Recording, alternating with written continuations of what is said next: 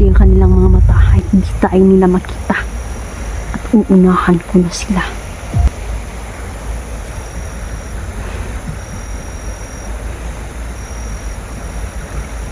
May sniper din silang babae. Ang babaeng yan ay taga-sumpa ng mga lalaking may tangan-tangan. Siguro pinagplanuhan talaga ni Tisoy ito.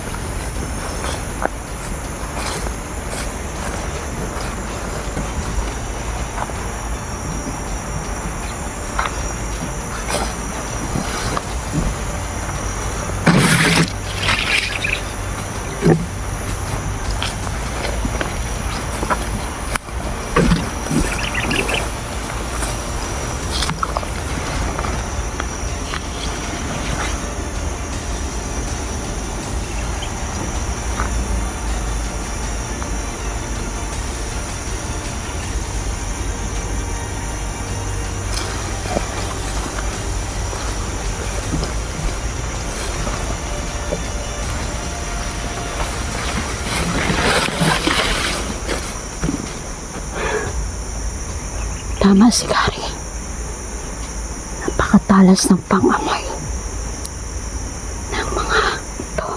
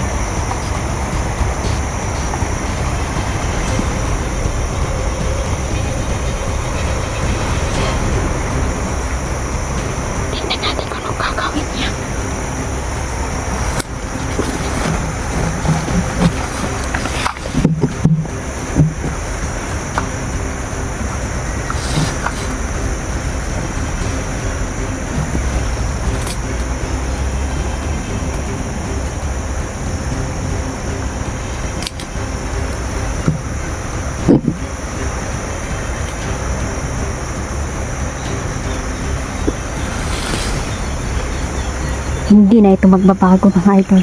Hindi ko na to pagbibigyan.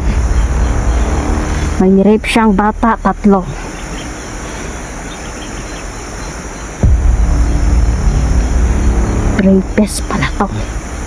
At marami na siyang pinatay. Hindi na tayo magpapadala sa awa mga idol. Patayin na natin siya. Hustisya para sa mga pinatay niya. Hindi ko siya bibigyan ng pagkakataon.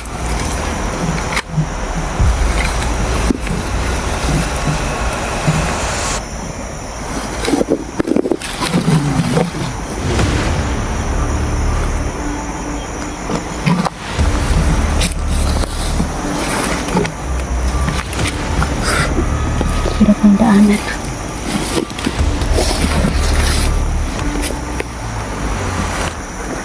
Kailangan kami patayin yung hilit ng bata kami.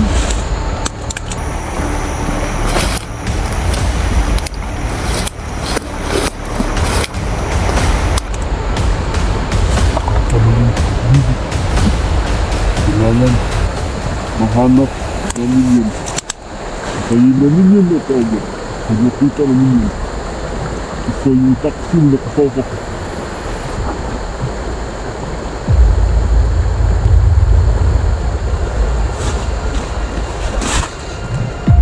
Saan si Lisoy?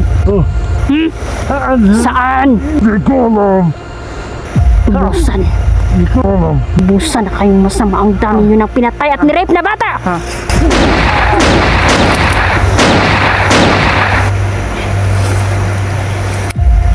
Hayop ka. Yan.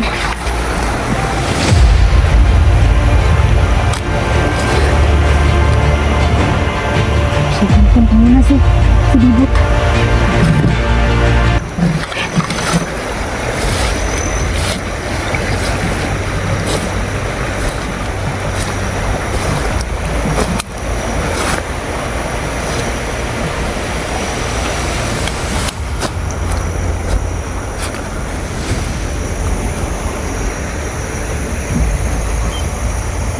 Kawawa talaga si Bibot mga idol. Sinimiss na niya yung pamilya niya. Layo-layo po ilang lugar oy. Kailangan hindi na ako siya pwede padaganon o kuan. Layo yun ilang lugar mga idol no. Tagaluson siya. Kailangan ko munang isama ko muna siya doon sa bahay nila Neljan. Kawawa naman mga idol. Nakalabas lang kami dito.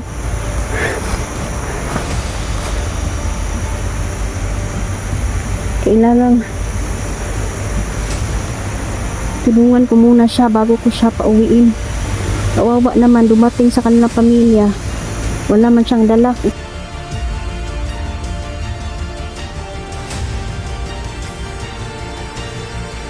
Tagal na talaga siyang nawalay sa kanyang pamilya. Imagine 2 years mga idol no. Ay, baloy. Di gani niya bako di siya hilak. Grabe yung pagsisisi niya kasi makapatay talaga siya ng isang tao. Isang lolo. Pero hindi daw niya alam bakit daw niya nagawa yun. Meron lang daw parang may nagkuan siya ba, naghunghung sayaha mga yun. Kaya na-hypnotize siya. Ito talaga yung kadalasan kapag na-hypnotize yung tao. Hindi na alam ginagawa mo. Maalala mo na may pinatay ka pero hindi mo mapipigilan kahit anong gawin mo kasi wala na eh. Nasa ilalim ka na ng kapangyarihan ng demonyo.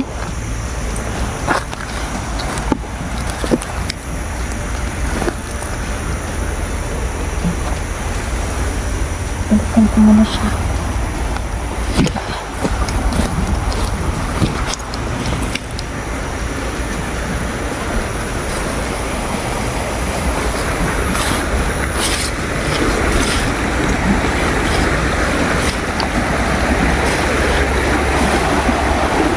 Sigurado talaga dito mga idol. Pag di ka nakabuta, siguradong may mga ahas dito.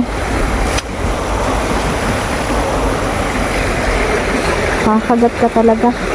Kailangan magdepensa talaga sa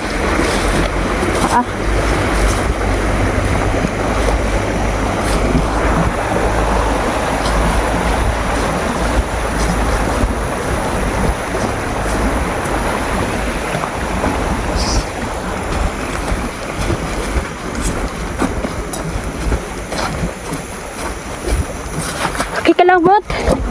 Ha?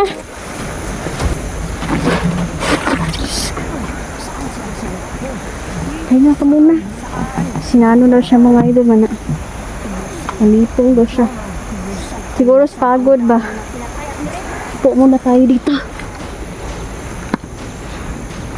Ay, lain man ang akong paminaw. Eh bro, may panganib akong nararamdaman sa dalawa kong kasama.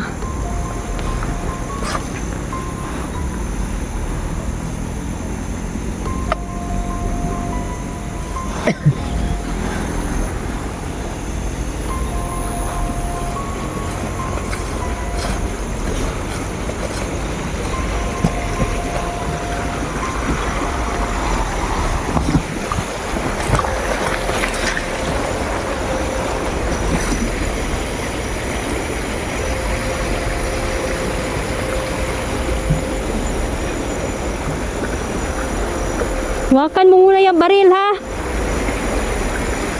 Pag may nakita kang kasama mo, paputukan mo agad.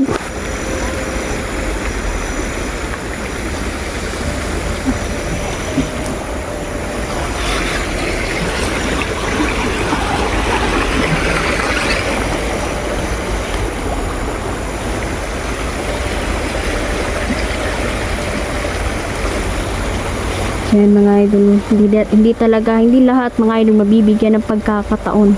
Dahil meron ng ilan mga idol na sanay na sa pagpatay ng tao. Tulad na mga bata, pinuputulan nila ng ulo kapag hindi mabigyan ng pera. Pag hindi magbigay ng pera ang kanilang mga magulang, puputulan nila ng liig. Ay, imagine niyo, hayop talaga. Sobra pa sa hayop. At bago nila ito patayin, pagtutulungan pa nilang rapin ang mga bata.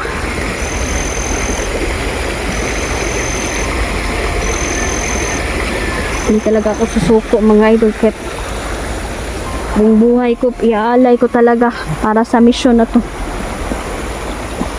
Ang dami ng sunod-sunod na yung panaginip ko mga idol. Ang daming humihingi ng tulong. Meron pang humingi ng tulong mga idol, no? Pero wala na siyang ulo. Diyos ko. Parami ng mga kalaban. May mga dumadagdag ang mga kakampi natin. Pero sila mga idol, paparami at lumalakas din ang kanilang hukbo, ang kanilang pangyarihan. Kailangan mag-ingat kami dito. At kahit meron pa tayong tangan-tangan mga idol, agimat, di pa rin tayo magkumpiyansa dahil hindi natin alam na baka may plano pa silang tatalo natin. Pero hindi ako naniniwala mga idol, mananalo sila dito. Yan, hirap, pagod, puyat. Minsan hindi ako nakakatulog. Kasi ang daming humihingi ng tulong. Hindi ko alam kung saan ako mag-una. So ang dinidipinsahan ko lang dito mga idol na walang mamamatay at walang mapapahamak. At magpapadala ako ng orasyon sa mga nabihag, mga bata. Layo pa yung pupuntahan namin. Kailangan ibaba ko muna si Libot dito. Yan, araw-araw ako mga idol, binibigyan ko ng alay yung mga kaibigan kong duwende. May sinabi siya sa akin mga idol tungkol ito sa mga mangyayaring. Kaso kami lang po yung nakakaalam, kaming dalawa. Hindi po pwede ipaalam mga idol kasi once na magsabi ako, kahit ni isa sa inyo, malalaman po yan ng mga duwende. At baka hindi na sila magpakita sa atin. Kaya panghahawakan ko ang kanilang pagtitiwala sa akin. Alam na nila yun mga idol, no? Kaya salamat ako dahil bibihira lang ganito mga idol magpakita sa'yo. Talagang hindi tayo ang nagpili sa kanila. Sila yung pumili sa atin, no, na maging kaibigan tayo. Yan,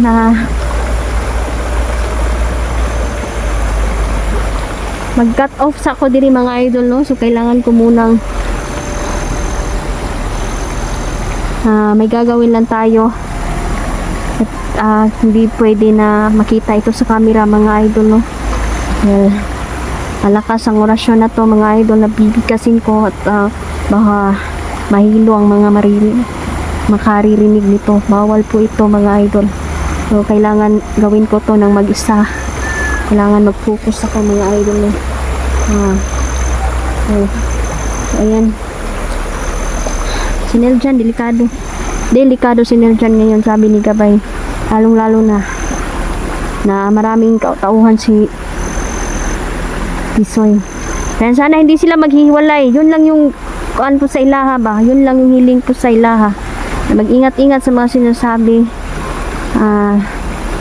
Ingat-ingat lang. Yan, basta mag-ingat tayong lahat. So yan, shout out sa inyong lahat. Yan, Mama Susan, no? Sir Chisa Kendo, Tita Dailin, sa lahat po ng supporter natin, no? Tristan Garcia, yan, ang dami kong nilista mga idol, mga bagong nagko-comment, no? Yun, dun si, kaso nabasa kahapon sa ulan, di ko na talaga mabasa. Pasensya na po kayo. Pasensya na po kayo kung hindi ko na shout out yung ilan mga idol. Pero sige, maglista ako ulit mga idol. Babasahin ko ulit yung mga comments. So ayan. Salamat mga idol, no? So ayan. Kailangan ko muna itong si Bibot ilabas dito sa bundok. So ayan, hanggang dito na lang po muna. Yan, maraming salamat.